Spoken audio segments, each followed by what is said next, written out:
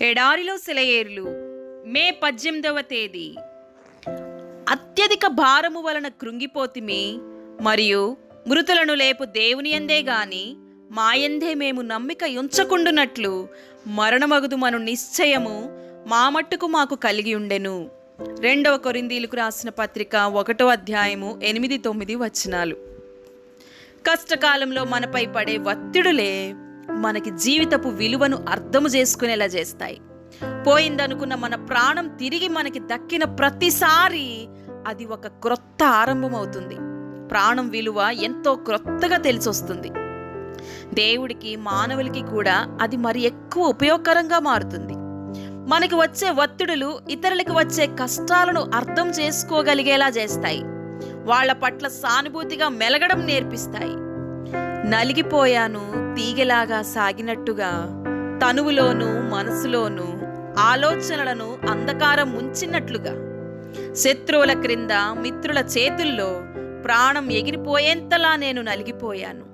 దేవుడు తప్ప సహాయకుడు లేడని తెలిసేలా, దేవుని కర్రని బెత్తాన్ని ప్రేమించేలా, స్వాతంత్ర్యం తప్ప మాలిన్యమంతా పోయేలా, నమ్మసక్యం గాని వాటిని నమ్మేలా, సజీవ దేవునిలో జీవించేలా, క్రీస్తు జీవితం ప్రవహించే నదిలో నేను మునిగిపోయాను.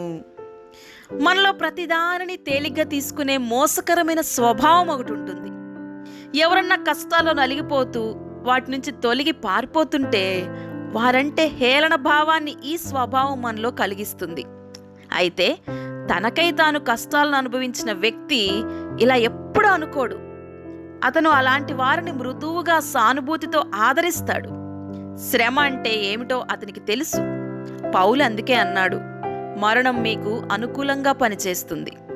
మనం ముందుకు సాగాలంటే శ్రమలు ఒత్తిడులు అవసరం. బ్రహ్మాండమైన ఓడలో ఎక్కడో లోపల భగభగమండే అగ్ని జ్వాలలు ఆ ఓడను సముద్రంలో గాలిలకి అలలకి ఎదురై ముందుకు సాగిపోవడానికి శక్తినిస్తాయి కదా. బాధల గానుగులో నుండి తీయని ఆత్మ ద్రాక్షరసం జాలువారింది. కన్నీరు కార్చని కళ్ళలో నుండి కారేది చీకటి తప్ప మరేముంది?